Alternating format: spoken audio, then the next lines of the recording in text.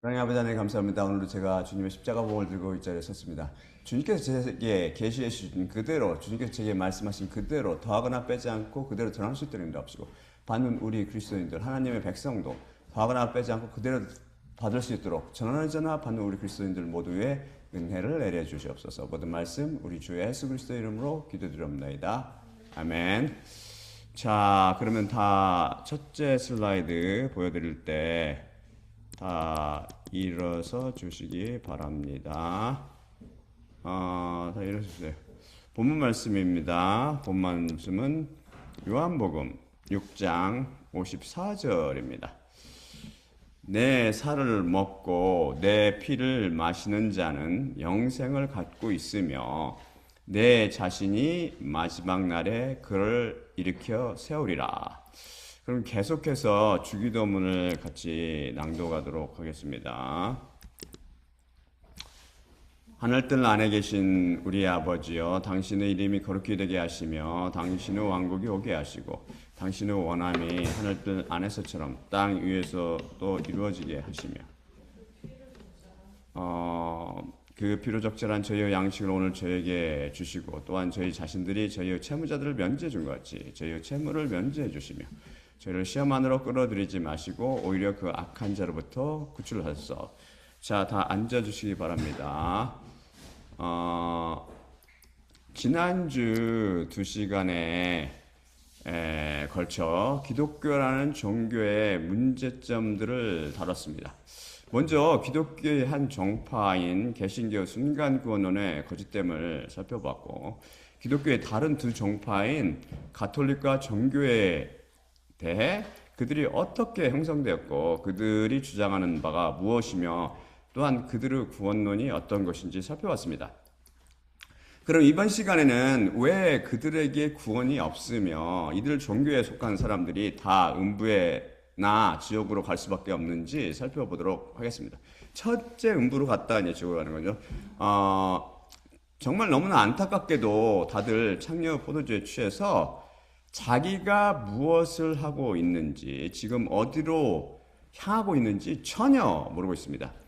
미혹의 천재 마귀가 사람들을 다 포도주, 곧 다른 복음으로 현혹시켰기 때문이죠. 다음 슬라이드 보도록해요. 요한계시록 17장 1에서 2절입니다.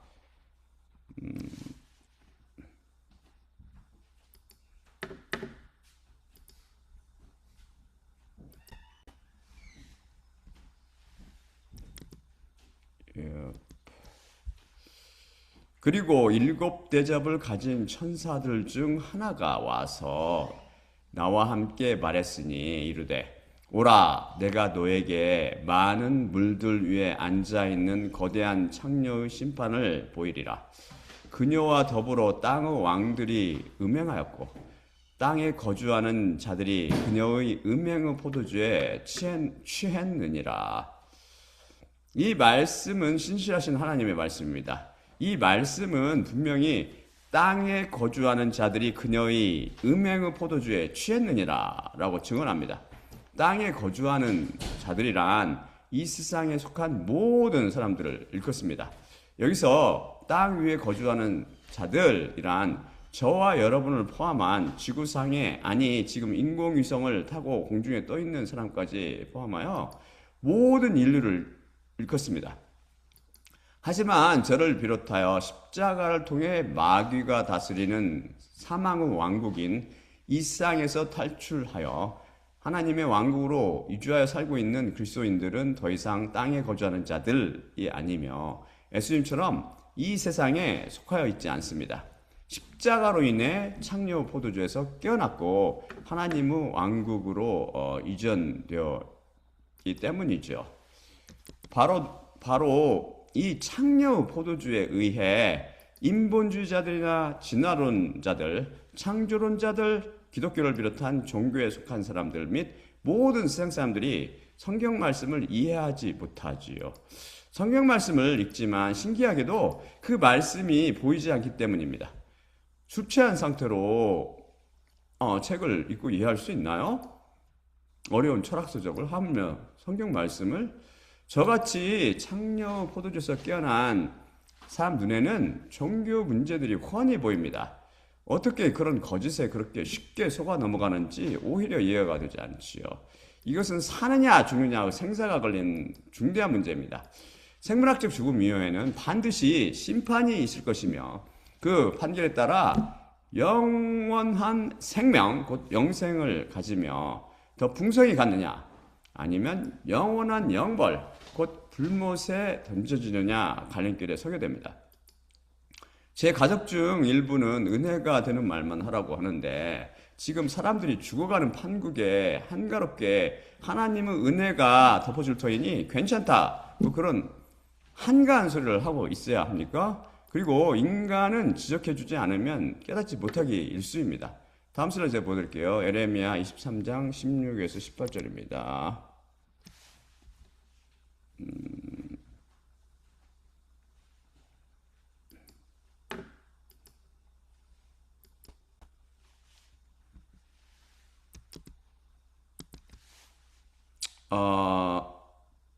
그렇게 만군의 여호와께서 말씀하셨으되 너희에게 예언하는 예언자들의 말들을 너희가 듣지 말지니 그들이 너희를 헛되게 되도록 만들고 있으나 여호와의 입으로부터 나온 것이 아니라 그들 마음의 환상을 그들이 말하고 있노라.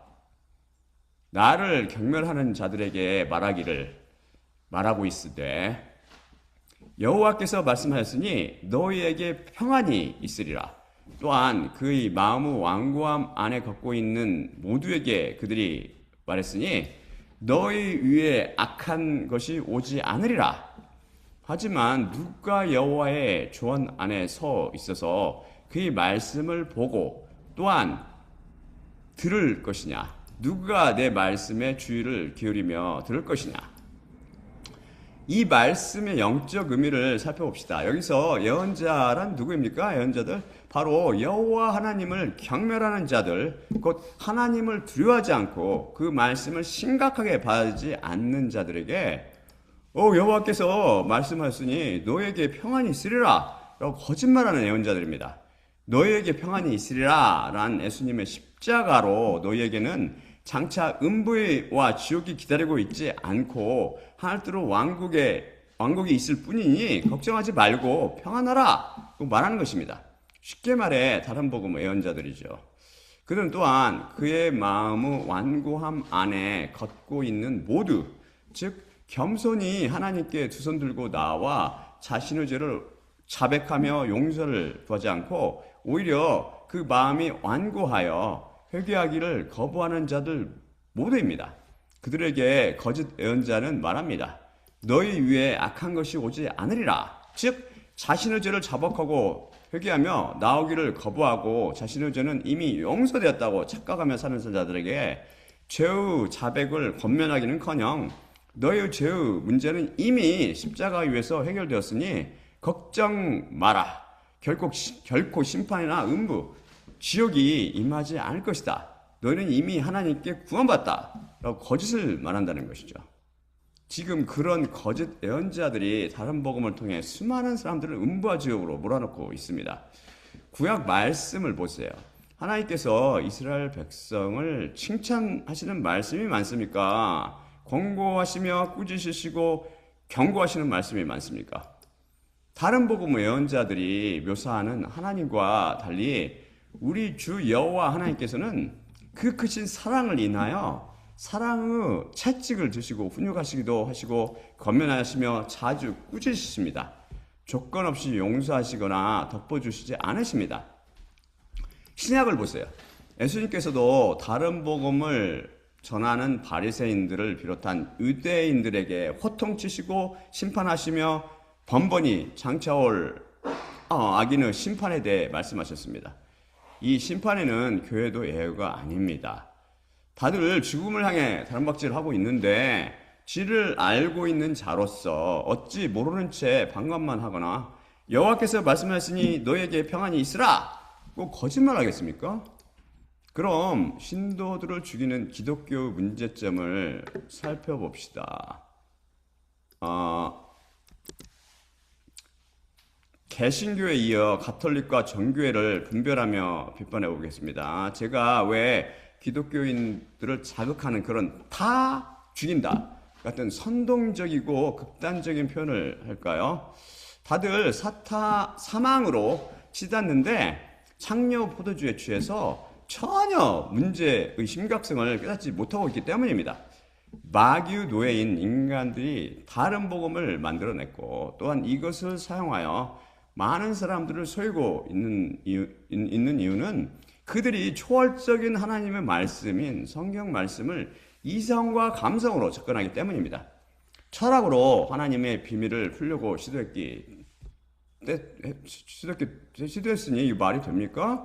그래서 이들 기독교 종파들의 교리를 분석해 보면 그것들이 철저히 오직 말씀으로 이 원칙에 벗어나 있음을 알 수 있습니다. 물론 오직 믿음으로와 오직 은혜로 이 원칙과도 거리가 멀지요. 지금껏 배웠듯이 믿음과 은혜라는 초월적 실체는 오직 그 양의 계시를 통해 파악되기 때문입니다.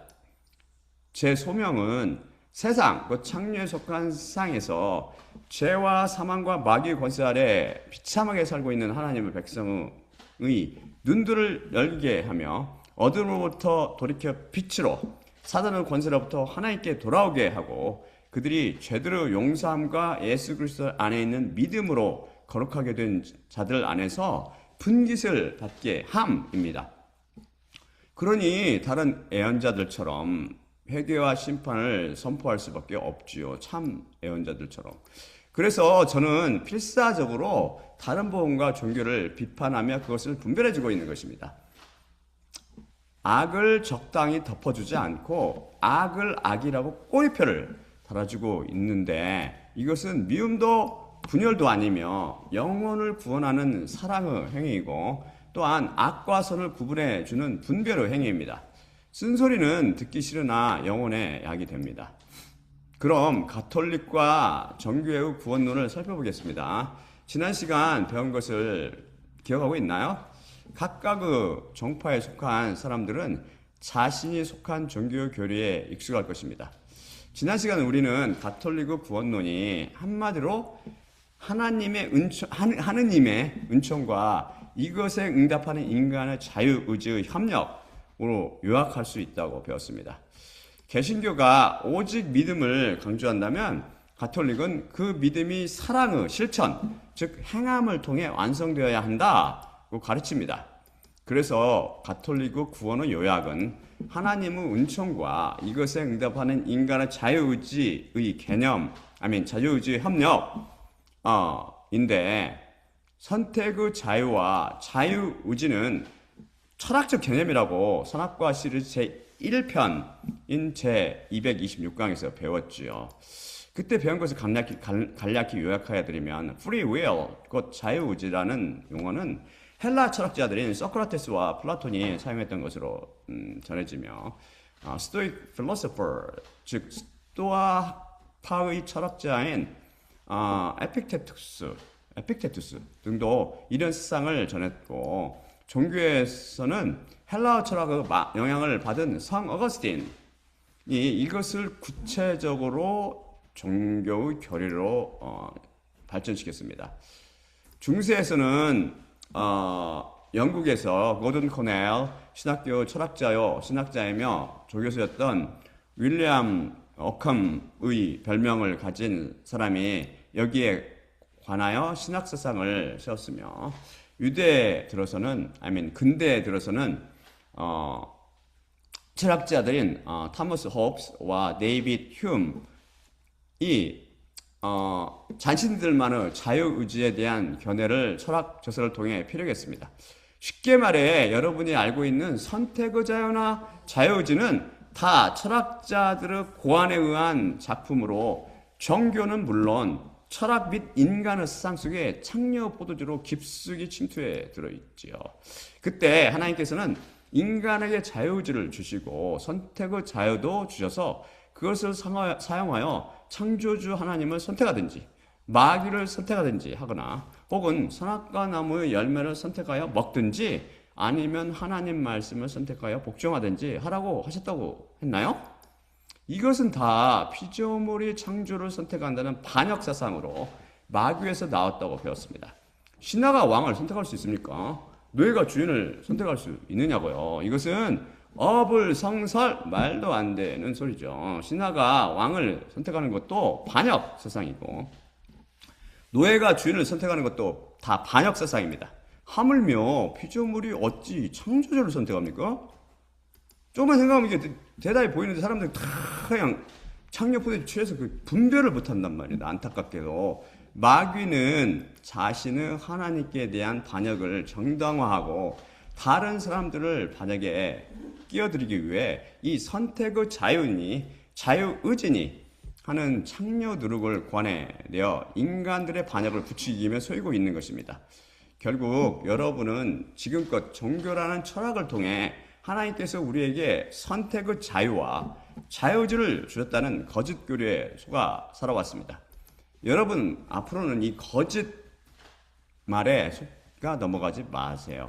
또한 여러분이 마귀에게 속아 제후 노예인 한 여러분에게는 절대 선택의 자유도 자유의지도 없습니다. 노예 스스로 할 일을 결정하는 선택의 자유가 있으며 또한 하기 싫으면 하고 싶으면 하고 싫으면 안 하고 그런 자유가 있습니까? 하나님 보시기에 여러분이 선택하는 것은 항상 생명이 아니라 사망이며 의가 아니라 죄이고 맡김이 아니라 고집입니다.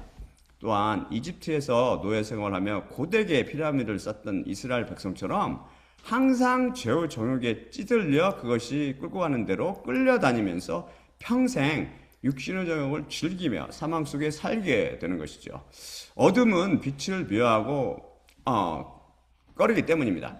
우리는 하나님의 은총과 이것에 응답하는 인간의 자유의지의 협력에 의해 구원을 이루어가는 것이 아니라 온전히 처음부터 끝까지 하나님의 은총으로, 즉 오직 은혜로 구원을 얻습니다. 왜냐하면 우리는 죄로 죽어서 하나님을 알아보지 못하고 그분을 선택하지 못하기 때문입니다. 바리새인을 비롯한 유대인들을 보세요. 가톨릭은 은총의 우선성, God's grace first를 주장하며 구원의 시작은 전적으로 하느님의 선물, 은총이라고 말합니다. 인간이 스스로 힘만으로는 절대 구원을 얻을 수 없다는 점에서 개신교와 같습니다. 하나님께서 먼저 손을 내미셔야 인간이 응답할 수 있다고 봅니다. 이것은 맞는 주장입니다. 하지만 성경 말씀은 구원의 시작뿐 아니라 그 하나하나의 과정도 그것의 완성도 다 전적으로 하나님께 달려 있다고 가르칩니다. 온전히 여호와 예수 그리스도께서 시작하시고 진행하시며 완성하여 마무리 지어주시는 것이죠. 그래서 인간의 자유의지로 하느님과 협력하여 구원을 이루어낸다는 가톨릭과 전교회의 교리는 완전히 철학에 기초한 인간의 이성의 산물이지 진리가 아닙니다. 이집트에서 노예 생활하던 이스라엘 사람들이 좋은 애입니다. 이스라엘 백성이 파라오 및 그의 군대와 싸워 스스로 탈출했습니까?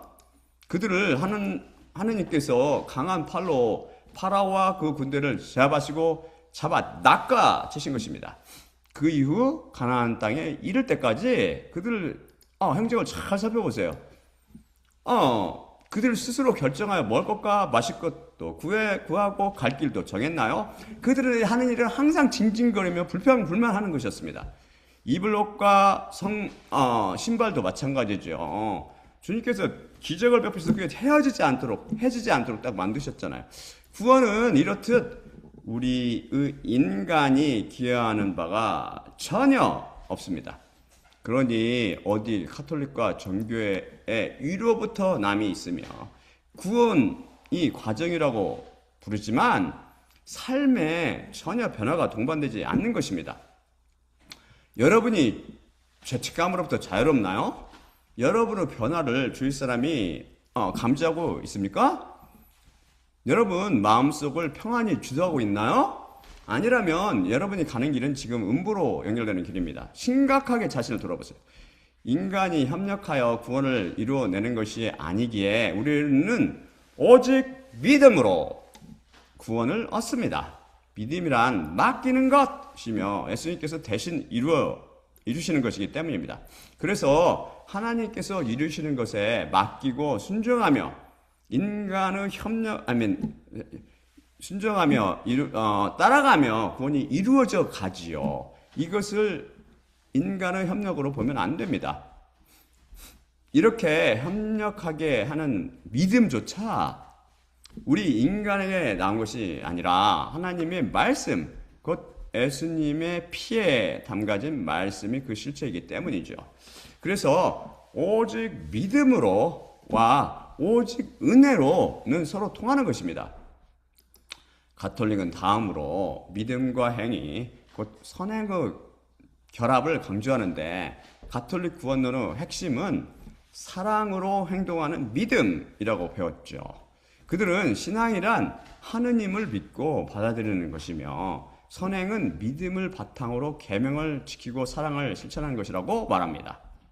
그들은 야고보서 2장 26절 참으로 영이 없는 몸이 죽은 것 같이 이렇듯 또한 행위들이 없는 믿음은 죽은 것이니라를 근거로 구원은 죽을 때까지 이 선행과 믿음이 함께 가야 하는 과정이라고 봅니다.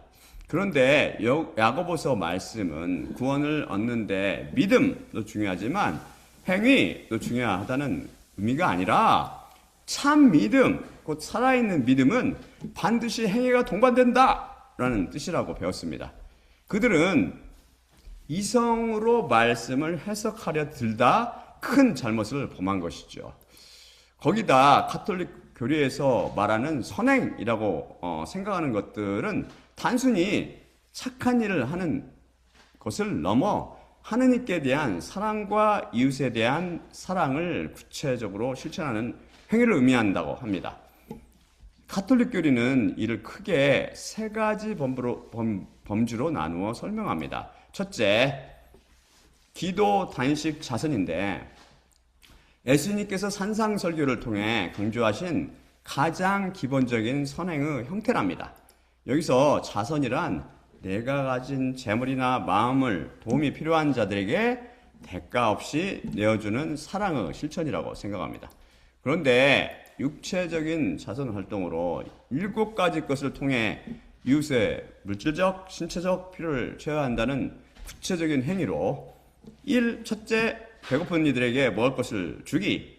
2. 목마른 이들에게 마실 것을 주기. 3. 헐벗은 이들에게 입을 것을 주기. 4. 나그네를 따뜻하게 맞아들이기. 5. 병든 이를 돌보기. 6. 감옥에 갇힌 이들을 찾아보기. 7. 죽은 이를 정성껏 묻어주기 등이 있습니다. 이들 교리가 또한 영적인 자선 활동으로 17가지를 꼽는데 이것은 이웃의 정신적, 영적 갈증을 해소해주고 내면의 성장을 돕는 행위라고 분류하며 1. 모르는 이들에게 가르침을 주기. 2. 의욕을 갖는 이들에게 조언하기. 3. 죄지은 이들을 타이르기. 4. 슬퍼하는 이들을 위로하기. 5. 남의 잘못을 인내로 참아주기. 6. 나에게 잘못한 일을 너그럽게 용서하기. 7째, 7. 산유와 죽은 이를 위하여 기도하기 등입니다. 이런 행위를 강조하는 중요한 포인트는 믿음과 사랑의 결합이 중요하다고 생각하기 때문이죠. 가톨릭에서는 선행 그 자체만으로는 구원을 받는다고 가르치지 않습니다. 사랑으로 작용하는 믿음이 중요하다고 봅니다. 즉 하느님께 받은 사랑에 감사하는 마음으로 사랑을 이웃에게 되돌려 주는 것이 진정한 선행의 본질이래요. 과연 그럴까요? 안타깝게도 예수님께서는 그런 것들이 선행, 곧 선한 행위라고 말씀하신 적이 없으십니다. 이들은 사람이 만들어낸 사람의 계명일 뿐이죠. 다음 슬라이드 제가 보여드릴게요. 이사야 29장 19절입니다. 이사야 29장 13절입니다.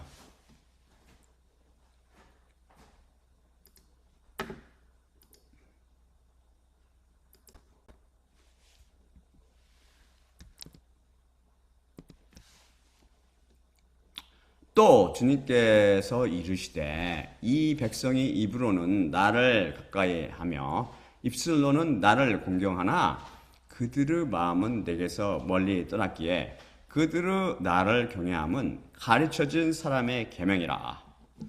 그렇죠? 지금 성경에 없는 것들은 다 사람이 만드는 계명이라고요. 딱 보면 보이지 않습니까? 그럼 오직 말씀으로의 원칙에 비추어 이것이 참인지 거짓인지 분별해 드리도록 하지요. 다음 슬라이드 보여드리겠습니다. 마가복음 10장 17에서 22절입니다.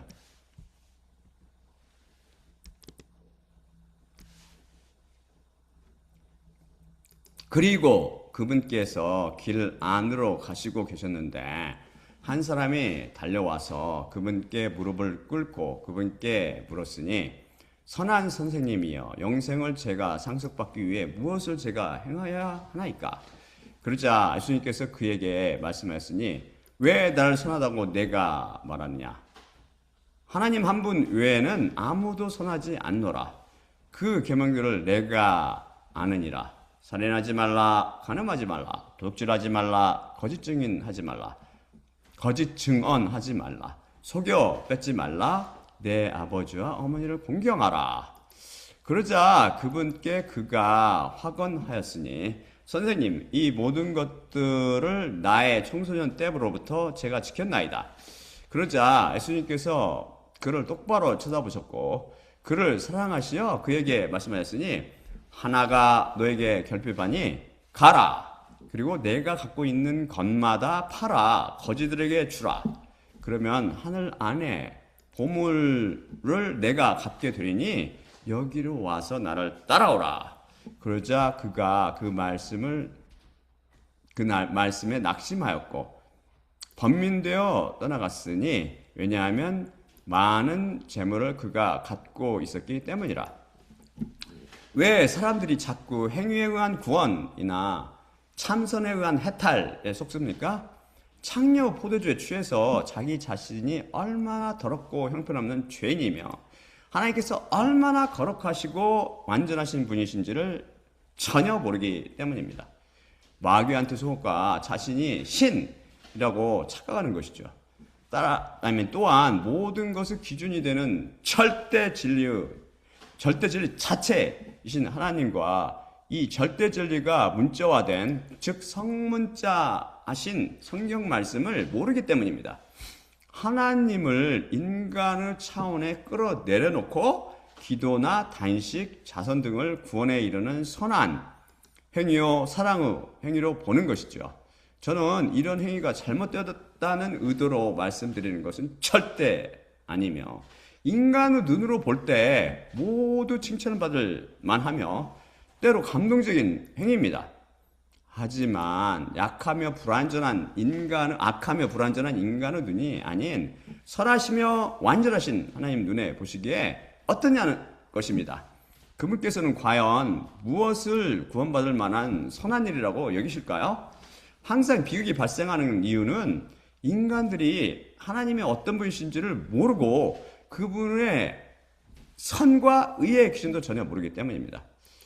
이 기사를 통해 또한 하나님의 선의 기준과 인간의 선의 기준이 얼마나 다른지를 예수님께서 가르쳐 주시고 계십니다. 이것을 안타깝게도 대다수 사람들이 깨닫지 못하지요. 그러니 착한 일을 많이 해야 하늘나라 왕국에 들어갈 수 있다고 잘못 알고 있는 것입니다. 선하신 분은 오직 하나님 한 분밖에 없다고 방금 배웠지요. 그분께서 왜 선하십니까?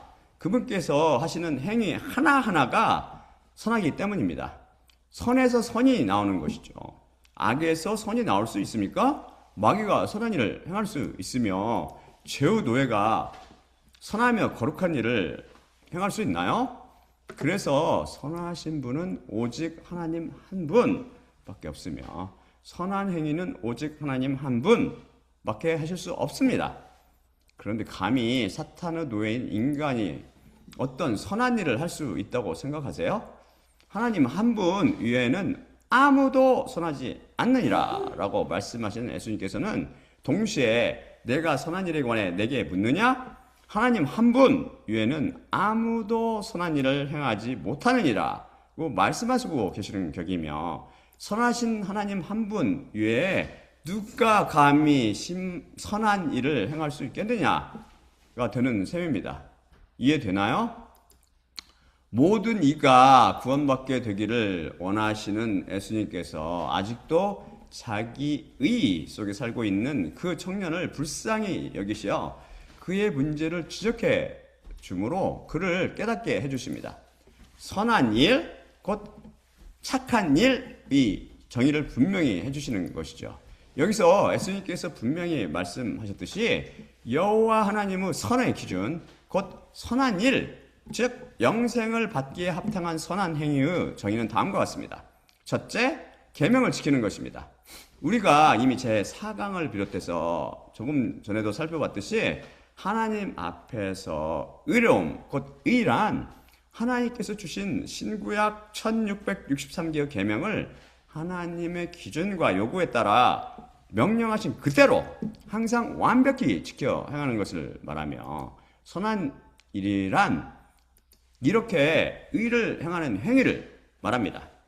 가톨릭 교회에서 언급하는 그런 기도, 단식, 자선 등이 절대 선한 행위가 아닙니다. 하지만 그것만으로 부족합니다.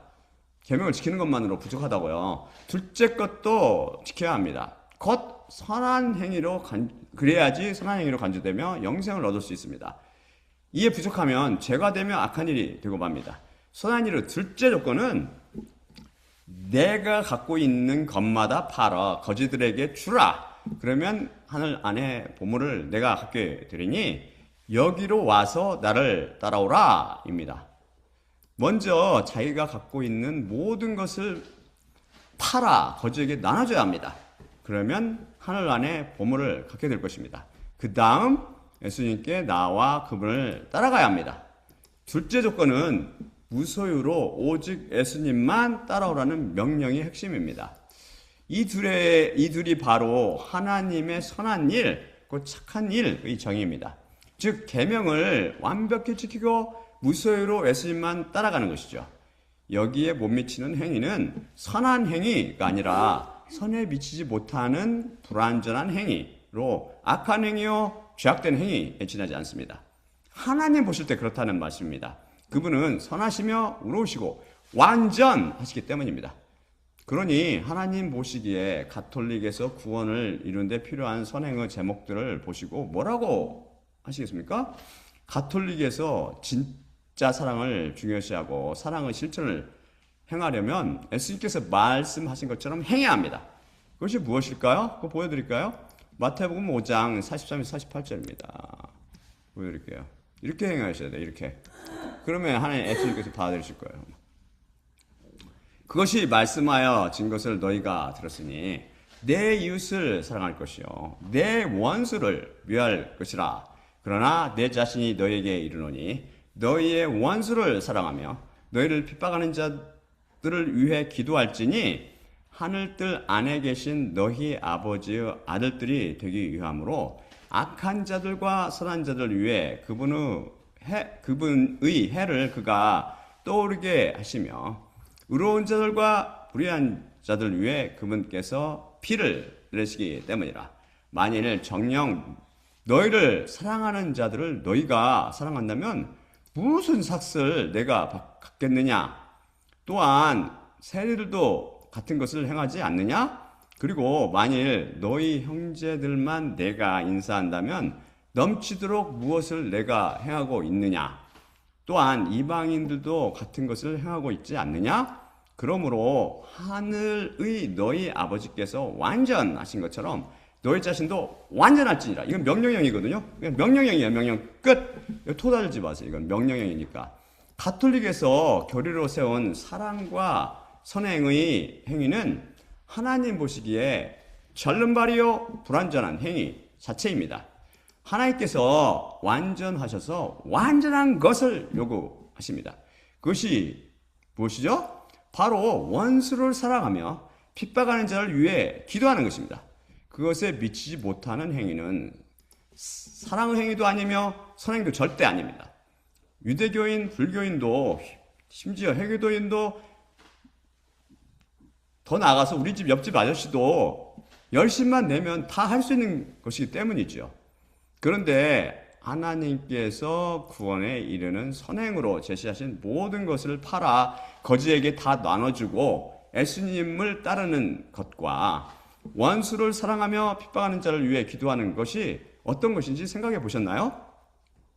이것은 인간의 이성을 초월합니다. 어쩌다 한번 그렇게 하는 것도 행할 인간이 없지요.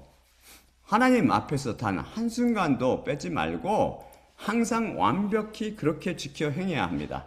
여기서 너희 원수를 사랑하라고 말씀하실 때 헬라어 원문은 아가파테투스 엑트로스 휘먼인데 사랑하라라는 인칭 복수 명령법으로 이것의 동사 원형은 아가파오입니다.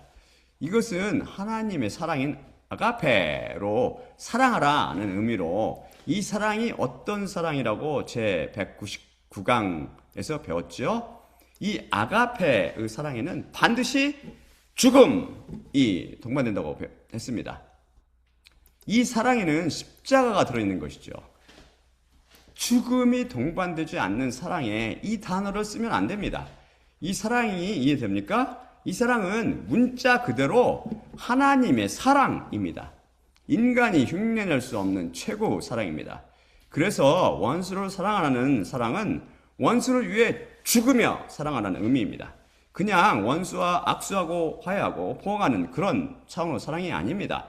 그를 위해 빚을 갚아주는 것도, 그를 위해 원하는 것을 해주는 것도, 그를 위해 그의 노예가 되는 것도 아닙니다. 그를 위해 기꺼이 죽는 것입니다. 그게 인간에게 가능합니까? 사실 예수님께서 구원에 이룰 수 있는 선행으로 제시하신 모든 계명을 지키고 더 나아가 모든 것을 팔고 예수님만 따르는 것과 원수를 위해 죽으며 사랑하고 핍박하는 자를 위해 기도하는 사랑은 예수님 당신 자신께서 직접 행해 보셨고 이루셨습니다. 그래서 하나님께서 선행, 곧 착한 일이라고 받아주시는 행위는 오직 예수님처럼 하는 행위입니다. 이분에 미치지 못하는 모든 행위와 사랑은 관역을 맞추지 못하는 죄의 행위요, 완전에 미치지 못하는 기형적인 사랑입니다. 그래서 선한 행위로 하나님께 인정받으려면 정확히 예수 그리스도처럼 되어야 합니다. 그것이 노력이나 수고, 부담 없는 수양으로 가능합니까? 당연히 불가능하지요. 이것이 불가능하다는 것은 시도해본 사람이 모두 공감하는 진리요, 인류 역사가 증명하는 바입니다. 그래서 우리는 오직 믿음으로 구원받는 것입니다. 따라서 안타깝지만 가톨릭의 구원의 교리가 잘못된 것이며 이 종교를 통해서는 절대 구원받을 수 없는 것입니다. 그 누구도 사랑의 행위를 통해서 예수님처럼 될 수 없기 때문이지요.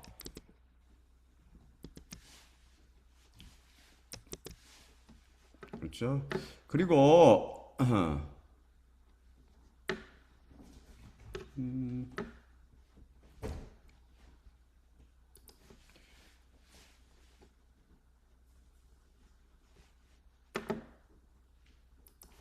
그들의 그들은 7가지의 성사, 세크리먼트라고 부르죠. 성사를 통한 구원의 여정을 중요시합니다. 가톨릭에서 구원은 이례적인 사건, 단번에 구원받음이라기보다는 개신론처럼 세례부터 죽음까지 이어지는 성화, 홀리니스, 이건 생크리티션이 아니라 홀리니스라고 표현하더라고요. 성화의 과정이라고 생각합니다.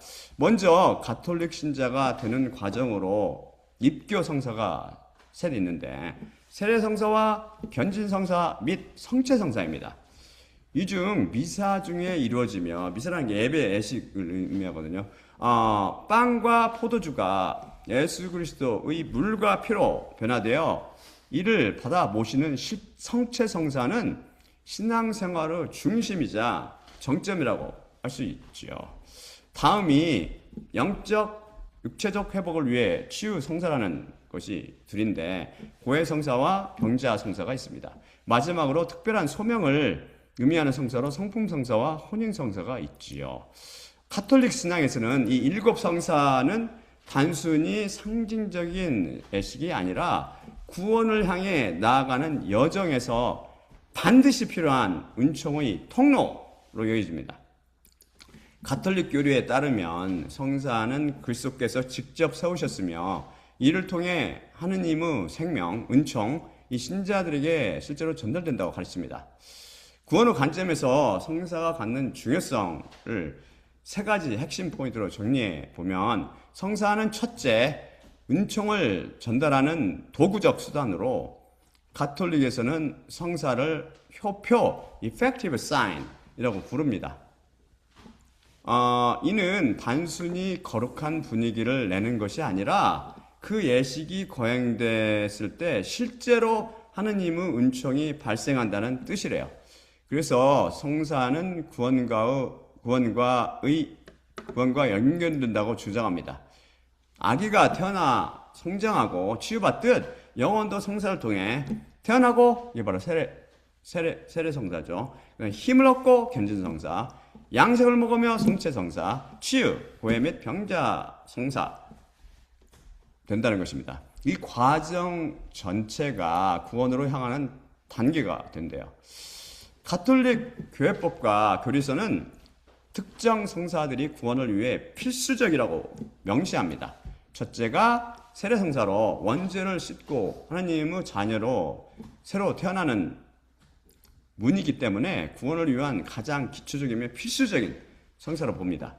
둘째가 성체성사인데 예수님께서 내 살을 먹고 내 피를 마시는 자는 영생을 갖고 있으며 내 자신이 마지막 날에 그를 일으켜 세우리라. 본문 말씀을 읽었죠. 요한복음 6장 54절이라고 말씀하신 것처럼 영적 생명을 유지하는 가장 큰 은총은 원천이랍니다. 그래서 셋째가 고해 성사로 세례 후에 지은 중대한 죄, 대죄로 인해 하느님과의 관계가 끊어졌을 때 다시 구원의 상태로 복귀하기 위해 반드시 필요하답니다.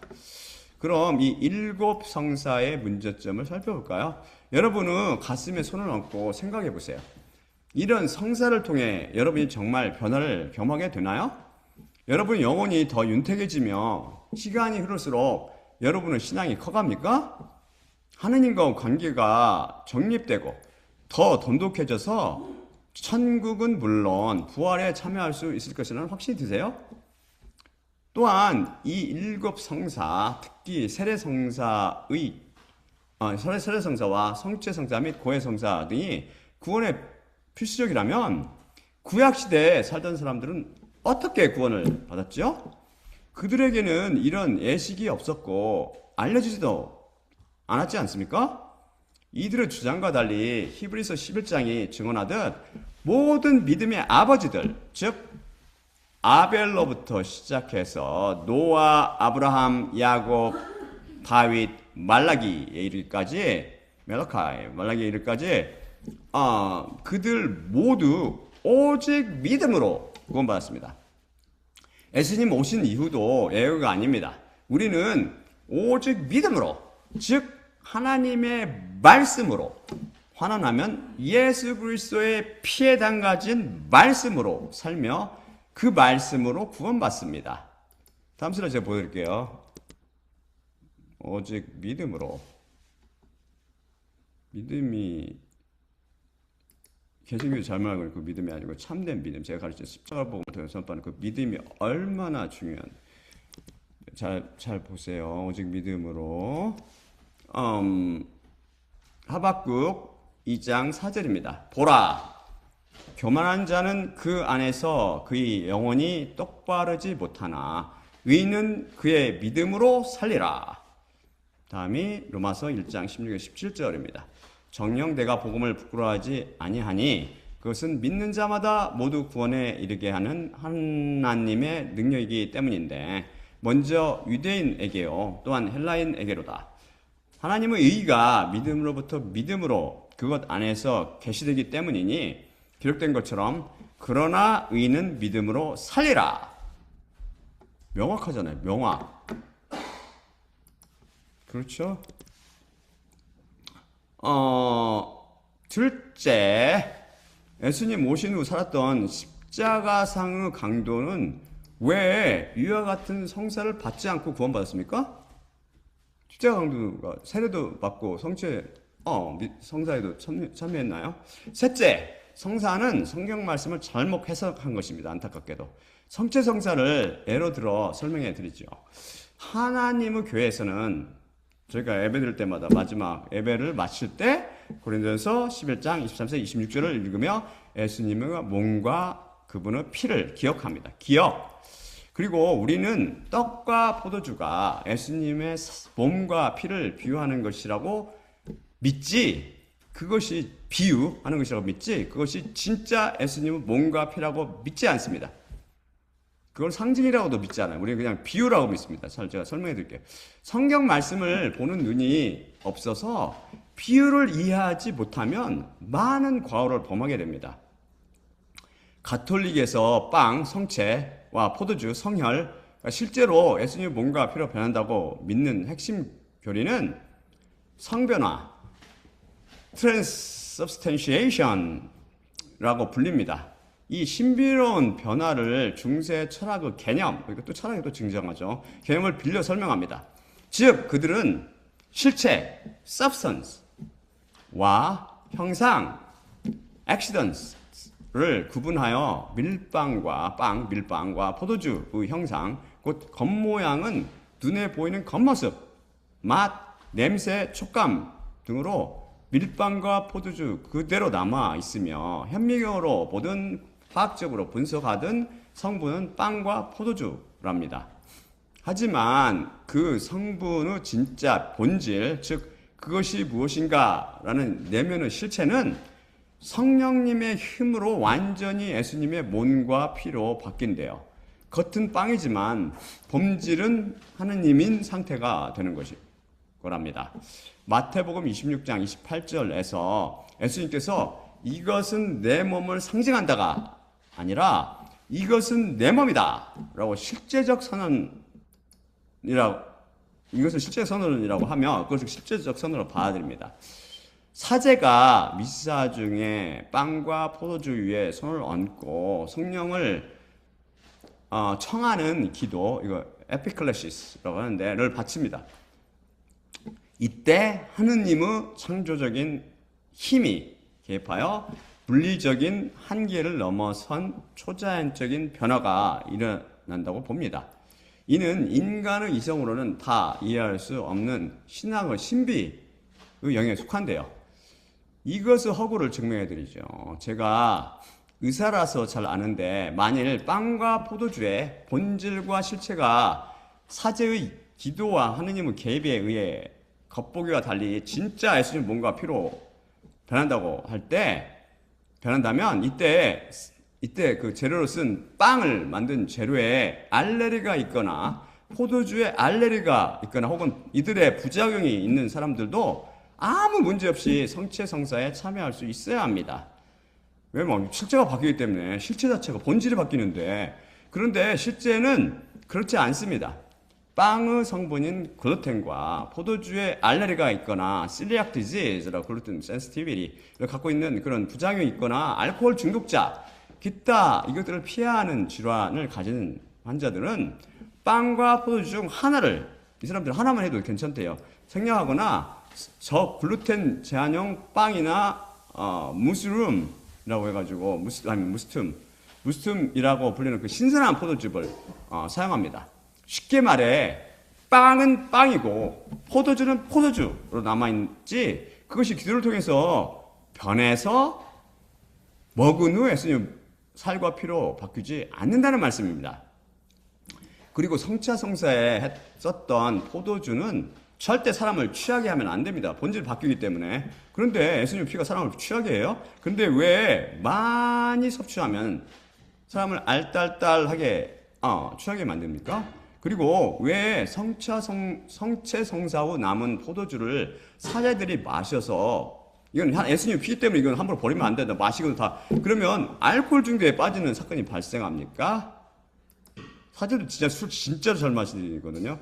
제가 의사라서 한 가지 과학적인 제안을 하겠습니다.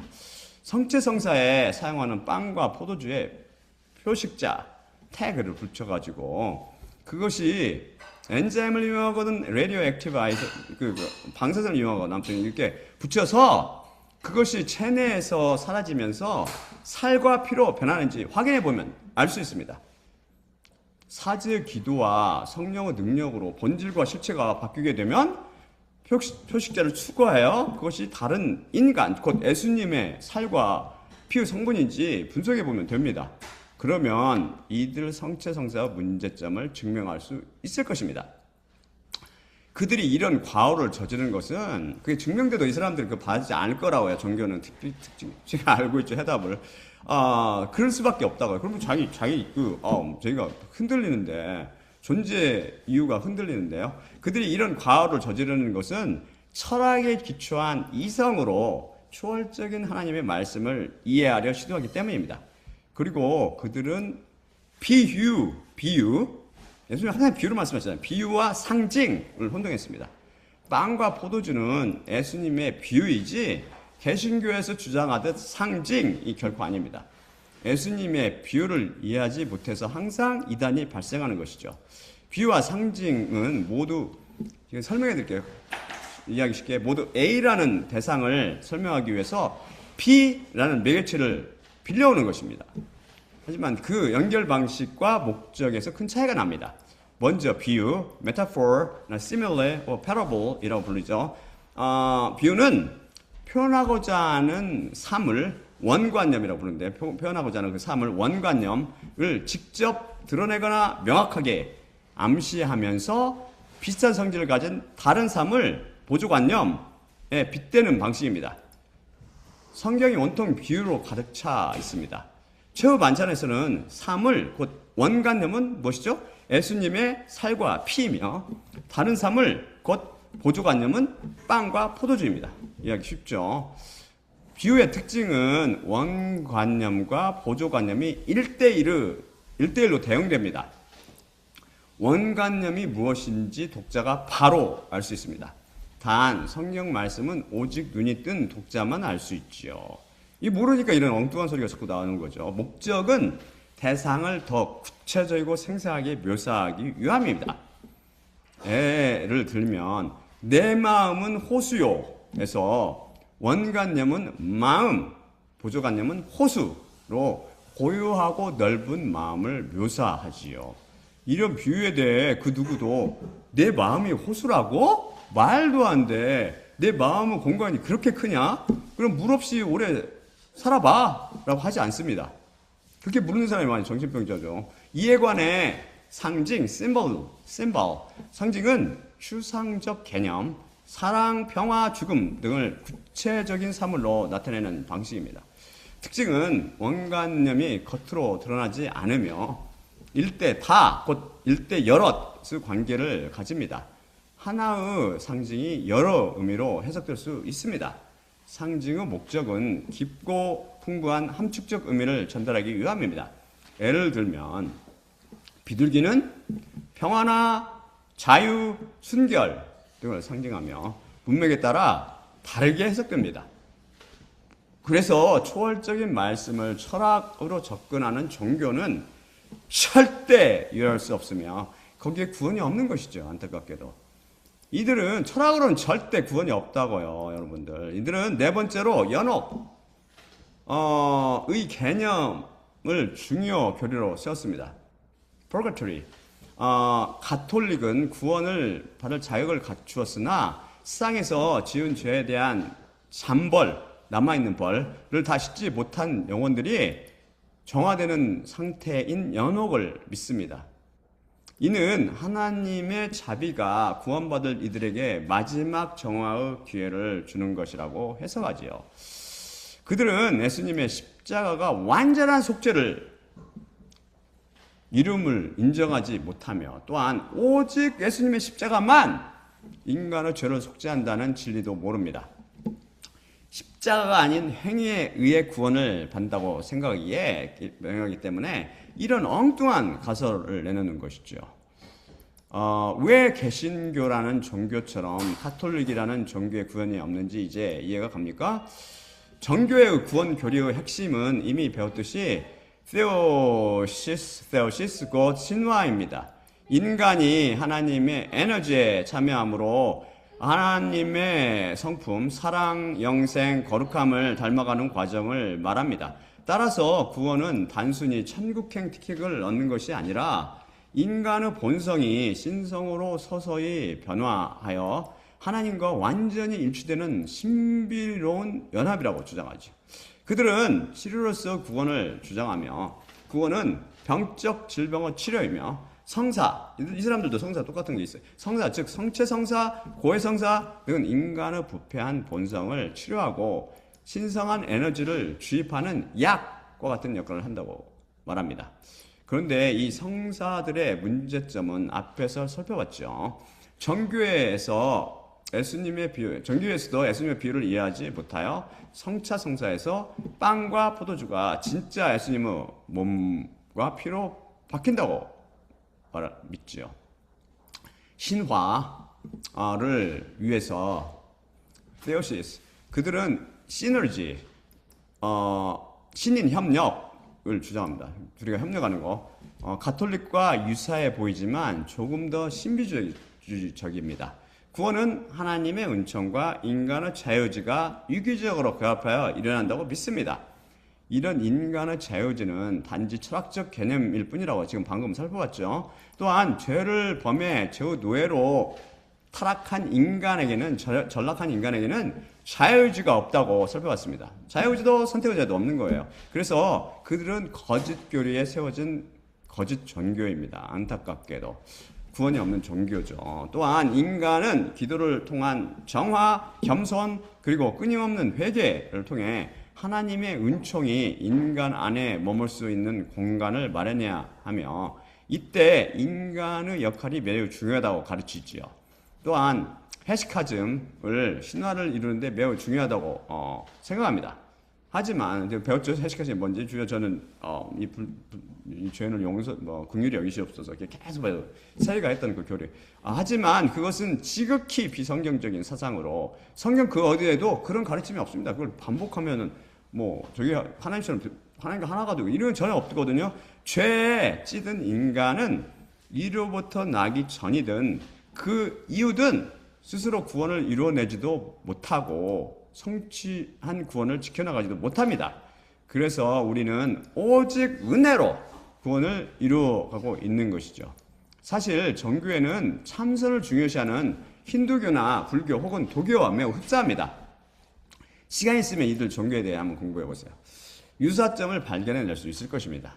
왜냐하면 모든 종교는 바로 선악과를 먹어 행위로 하나님처럼 되겠다는 마귀의 미혹 위에 기초하고 있기 때문이죠. 제가 이런 설교 말씀을 선포하는 것은 개신교나 가톨릭, 정교회나 불교, 힌두교 및 도교, 그 밖의 회교를 비롯한 모든 종교에 속한 하나님의 백성을 불러내어 빛으로 인도하고 생명을 얻어 부활에 참여시키게 하려 함입니다. 들을 귀가 있는 하나님의 백성은 예수님의 음성을 듣고 하나님의 교회로 두 손 들고 들어올 것입니다. 자, 그럼 마지막으로 고린도전서 11장 23절 26절을 읽고 마치도록 하겠습니다.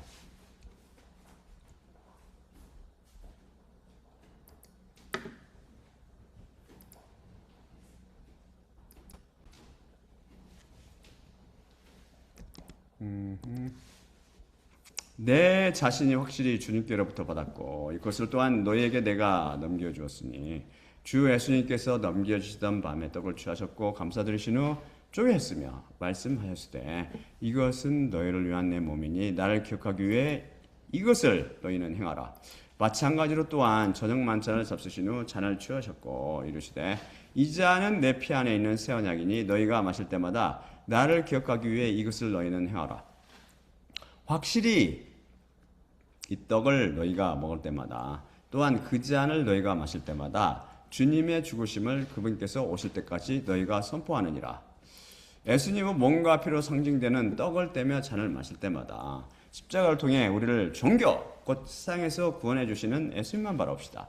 또한 나를 기억하기 위해 떡을 떼며 잔을 마시라 그 말씀하신 예수님의 명령에 순종할 때마다 주님의 죽으심을 그분께서 오실 때까지 선포한다는 말씀을 마음에 새기고 창녀 포도주요 다른 복음을 선포하는 종교에 속지 말고 거기서 탈출하여 하나님의 교회에 돌아오게 되기를 기도드립니다. 자, 그럼 제가 기도하고 마칠게요. 하나님 아버지 감사합니다. 오늘 말씀 주시면 감사합니다. 우리는 오늘도 다시 한번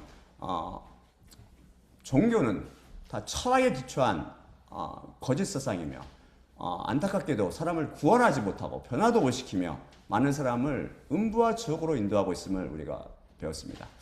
우리 하나님의 백성을 주님의 말씀으로 살아있는 피해 담가진 말씀으로 불러주시고 이들을 또한 주님의 은혜로 구원하여 주셔서 우리 모두가 하나님을 찬양하며 영원히 하나님과 더불어 기쁨 안에 설 수 있도록 은혜를 베풀어 주시옵소서.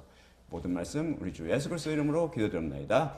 아멘. 자, 그럼 제가 마치도록 할게요.